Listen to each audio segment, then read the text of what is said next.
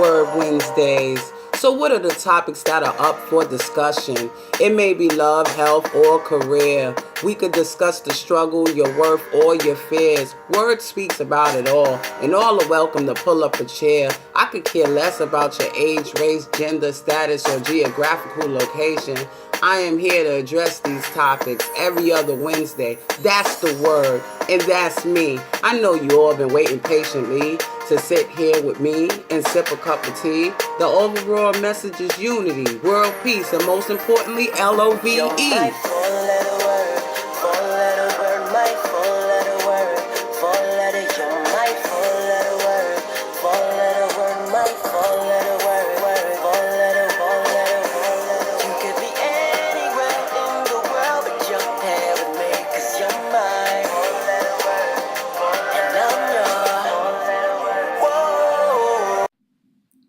Welcome back to Word Wednesdays. You are now here with me, Nina St. Cyr. I am the founder of Written Smith 101. If you would like to learn more about me and the services that I offer to the general public, please visit the website at www.writtensmith101.org.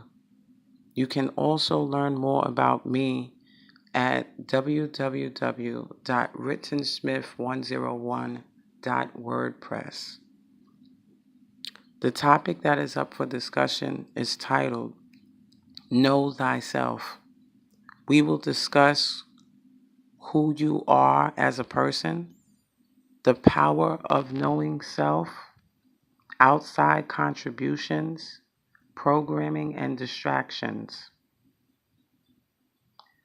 First, let's discuss who you are. In order to identify who you are as a person, you must first create a distinction between your likes, your dislikes, your weaknesses, and your strengths. You need to know what makes you tick, what your boundaries are, and what to do in situations where your boundaries are being tested. Now we will discuss the power of knowing self. To know self and to have the power of knowing self, that means that you are aware of these likes, fully aware of these dislikes, these weaknesses, and these strengths. You have an awareness of what makes you tick, and you do know your boundaries. You're able to identify them, and you're also able to know what to do in the event that your boundaries are being tested. Now we will look at outside contributions. These outside contributions consist of parents, relationships, and Western society. Parents. Parents usually raise a child to have basic values, morals, and general information that is essential to the overall growth of the child. This is the child's first stage in life, which is the most important, because it is during this stage that this person decides what is important and what is less important when it pertains to the ideal of life. Usually during this phase, parents will introduce subjects such as spirituality or religion, education, and a number of things. Teachers also play a prominent role in the upbringing of a child. And these values and morals that are instilled into this particular child will follow this child throughout his or her life. Unfortunately, many are not privileged to have such substantial information. because they either come from dysfunctional families or are influenced by bad role models. Which takes me to relationships. These relationships can be relationships with family members and relationships with intimate partners. An outside contribution that can heavily impact someone's life is found in toxic relationships, as well as positive relationships. It can go either way. But toxic relationships in particular is what I'm going to focus on today. These toxic relationships may take on the role of a parent, as I mentioned earlier, or an intimate partner. Usually, one person is passive and the other is aggressive. Because of the imbalance in personalities, it will turn into a leader-follower relationship where the aggressive person will lead and the passive person will follow. The aggressive person will impose his or her values onto the passive person. This means that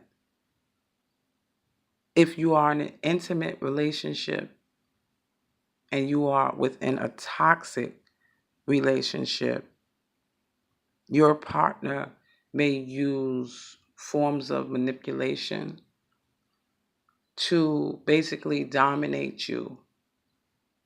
And they will use this form of manipulation and strategic planning to basically remold you.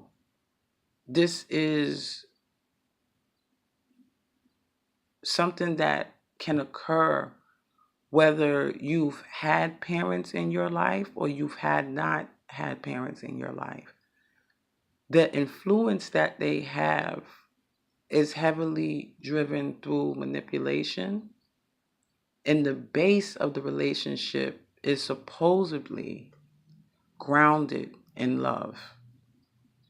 So when I say supposedly grounded in love, it means that the passive partner believes that the relationship is grounded in love. Therefore, he or she is willing to submit to the aggressive partner in order to ensure that the relationship is lifelong or it has the potential to become lifelong.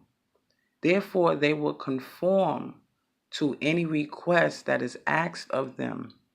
And throughout this process of conformity, it will change their values and moral beliefs.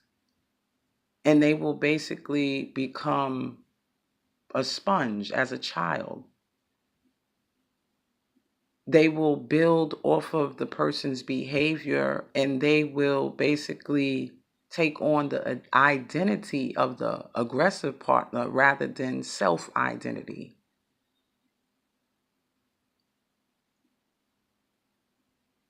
Now let's discuss Western society and its contribution to knowing thyself.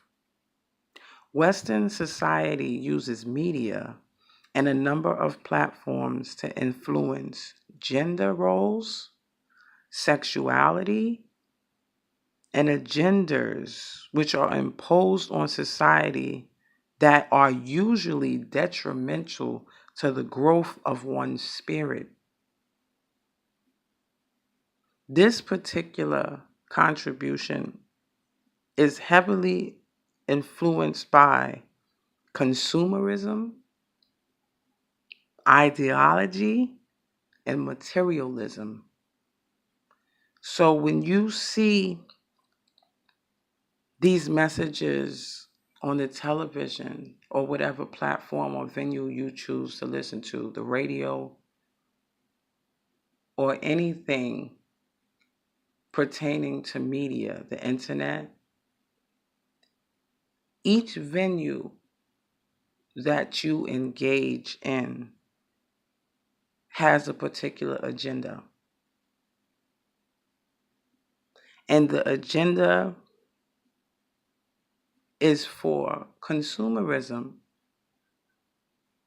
Either they want you to buy something, make contributions to donations, or whatever the case is. There is an exchange of money when it pertains to consumerism.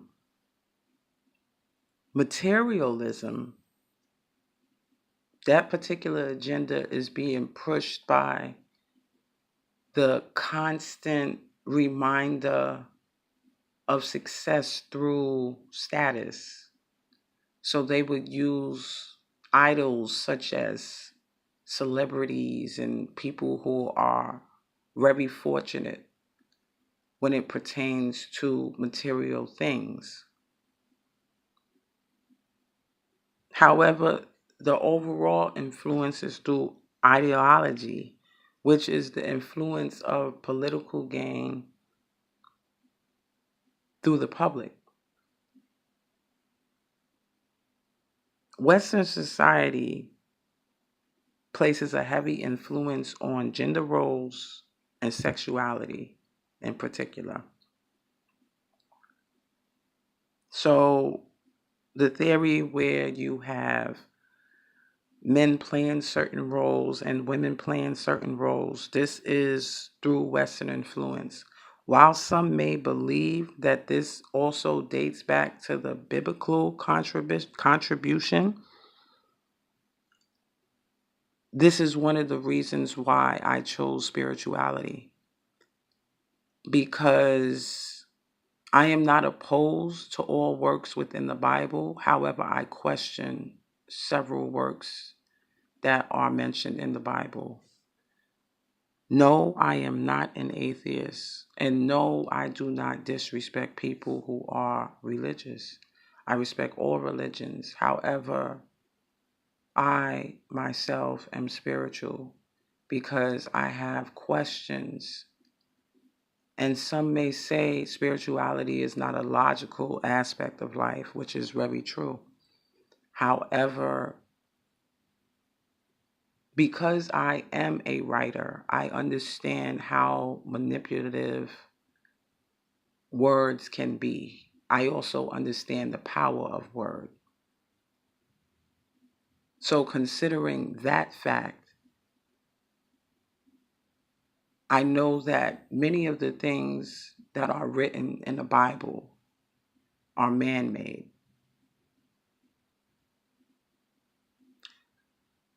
Some of you may agree, some of you may disagree. And you can stand on whichever side of the fence that you so choose. I will not argue. I have no reason to. I will not argue with someone who believes something because I respect someone who believes in something other than themselves. However, that's another topic that I will get to at a later date. I'm going to wrap it up and I'll see you all within 2 weeks. Until then, be blessed, be safe, be prosperous, and be knowledgeable of self.